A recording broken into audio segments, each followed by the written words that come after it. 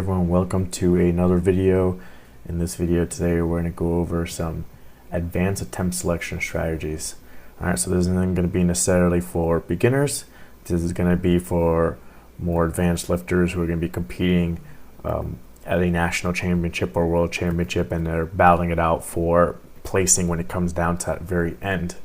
Okay, so when you're a beginner, you're just going to be focused on, hitting your own lifts, making attempts, building a total, working towards the future, and the experience that you're gaining, the total that you're putting in an actual competition, having some fun, meeting other lifters, that kind of stuff. But once you get to a higher level and you're trying to win a national championship or a world championship, North American championship, European championship, whatever, these days it's getting more and more difficult. You're getting more lifters coming into the sport. Lifters are getting stronger, you're getting more depth in the weight classes, and it's going to come down to a smaller and smaller total in order to win.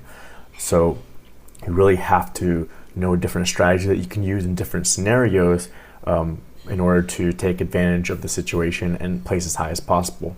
And there's going to be different situations based on if you're 3 lift or you're single lift, if you're raw or you're equipped, all that kind of stuff. So one of the major things that you need to know first is that you need to know the rules. You can't just go based on like what you're capable of, or as a coach what your lifter is capable of, and go out there at a high level competition and think you're just going to be able to beat everyone every time. Okay, so you have to understand how the sport of powerlifting works. You have to know the round system, okay, how attempts work, how the bar is loaded between the attempts, how you can't go back down in weight, that kind of stuff. You also need to know how the tiebreakers work, because when it comes down to those final deadlifts and that battle to the very end, you have to know, okay, what happens if I tie this person in total, or what happens if I tie this person in total and in body weight, or what happens if this person has a chip on the bench press but I can get a chip on the deadlift. You have to know all those little things because you want to win by the smallest amount possible. There's no need to win by more. And another important part coming off the idea of knowing the round system is you have to know lot numbers. Okay, so you have to know how a lot number plays in all this, because that's going to dictate what attempts you're allowed to put in, or what changes you can make, or who is going to be lifting first and who's going to be lifting second, all that kind of stuff. All right, so it's important first to know that base level of the rules of your sport, so you know how the system works, and then you need to know your lifter, or if you are the lifter, you need to know yourself and what you're capable of that day. So based on whatever your second attempt, for example, moved, you know what you're capable of for the third, give or take maybe 2.5 kilos, 5 kilos, whatever. And we're not going to know exactly, but you want a good range of where you're at, so you can put those two things together to come up with your strategy. And then beyond that, there's even more advanced stuff where you may know information about your competitor. So if you're going into a specific competition and you know who you're going against, you can do research. What are their PR attempts, what they've hit in training, how many attempts they normally make in competition, what do they normally open at, what kind of jumps they take. All that kind of stuff can help you to then give you an idea of, okay, this is what I think my competitor is going to do, so this is how I should react. So then that becomes another piece in the puzzle that you can put in there if you have that information to figure out what kind of strategy your competitor is going to play, so that you can then adjust your strategy if need be to take advantage of that. So we're going to go over a example now of a case that happened in a 3-lift competition where I was coaching someone, and show you step by step through deadlifts what happened and what could have been taken advantage of and what kind of mistakes were made along the way. All right, we're going to go over this example now. We are on lifting cast. I have 2 windows pulled up so we can kind of see what's going on as far as putting in the attempts and the changes, and then the scoreboard where we can look at the forecasted total and the actual total at the same time. Okay, so what we're going to be focusing on, really, even though there's 3 lifters, is this lifter A and this lifter B. So in this case, I was coaching lifter A is based on an actual example. Some of the numbers has just been adjusted a little bit to make it easier to read. And then we're going against lifter B. So we're going to start comparing these two. In the first column we want to look at is, here's the lot number. So we can see our lot number is 24 and our opponent is 25. So they have an advantage on us over here, in that whenever we take a similar or same attempt, they're going to be going after us. Okay, then we're going to look at the next column is going to be body weight, and we have the lower body weight. So we have that advantage when it comes to a tie in the total. Then we are going to win on body weight. So they're going to have have to beat us outright. All right, we can skip the squat and bench and the subtotal for now. We're just gonna go straight into the end of the competition, which is gonna be the deadlifts. You can see right now we have the same opener in. We could have changed our opener higher if we wanted to, just to be after, because we had the lower lot number, but we weren't worried about kind of changing our strategy at that point. We want to make sure we get our first attempt in, and then from there we can start picking the attempts we want to move into first place.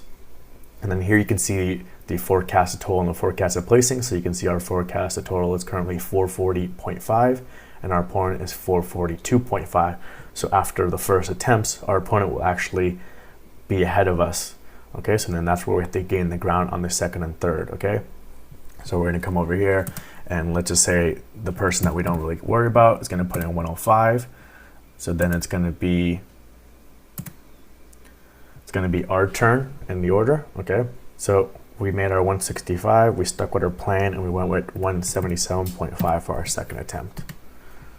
All right, then it was our opponent's turn. They made their 165, but for whatever reason, they decided to go to 175 for their second attempt.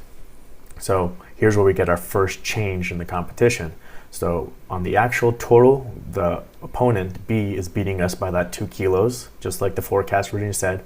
But now that they put in a smaller jump than we did, now in forecasted total, we're gonna be ahead. We have 453 and they have 452.5. And you can even see the current place to the forecasted place for them drops first to second, and for us second to first. So don't know why they put this number in, but this is the first mistake they went and did, because now they're giving us the advantage.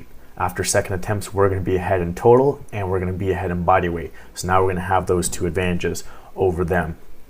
So then the lifter that we're not worried about hits their attempt and they put an attempt in, doesn't matter. Then our opponent goes and they hit their attempt.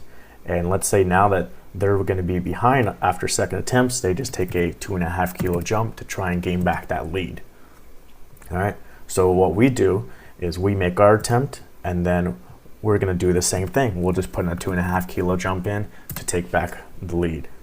Okay, so now we're going to come back and look at the actual totals. And you can see now our totals are what we said. We're up by 0.5 kilo now because of that difference in the second attempt. And then based on the current forecasted totals, we're still going to be up 0.5 kilo. So you can see placing is first, forecasted placing is first. So now we have gained that advantage that I said that they made the mistake on. We have the higher current total, we have the lower body weight, and we have the higher forecasted total. The only advantage they have is the lot number, so they have to pull at least the same weight as us or more.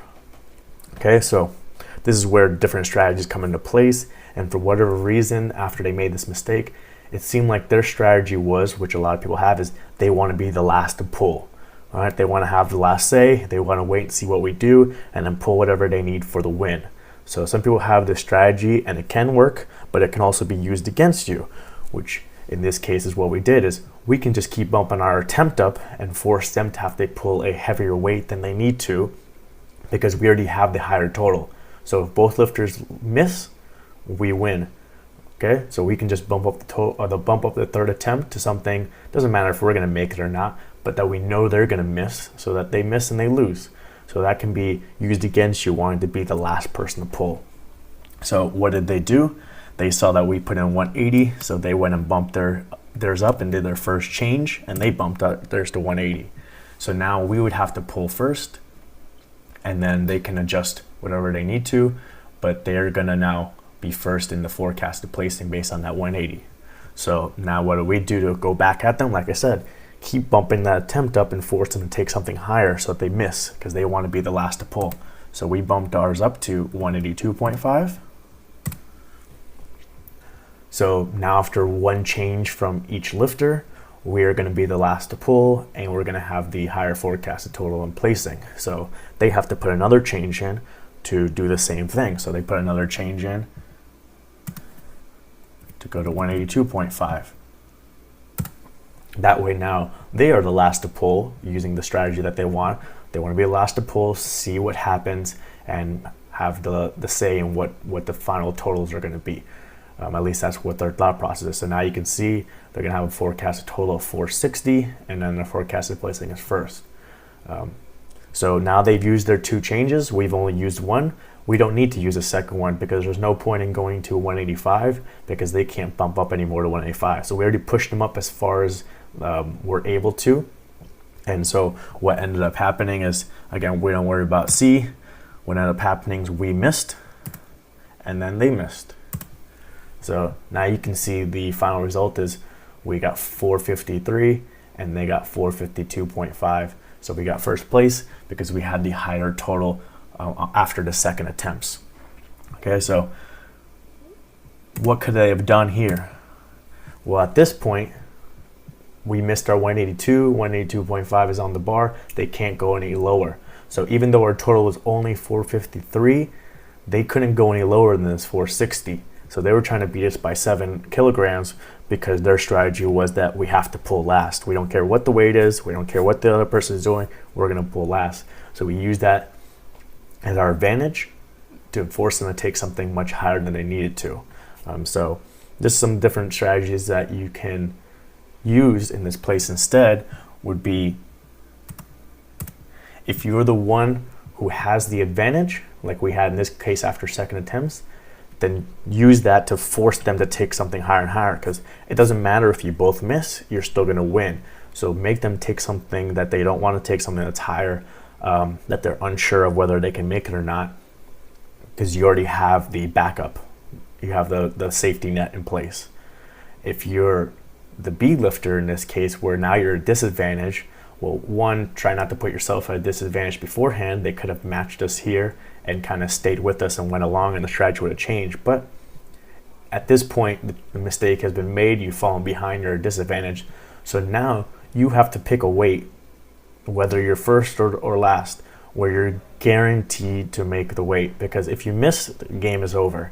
So you have to make a guaranteed attempt and then force the other lifter who has the advantage to have to make another attempt and possibly take something they don't want to take.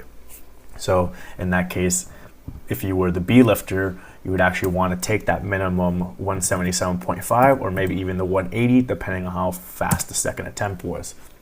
So now,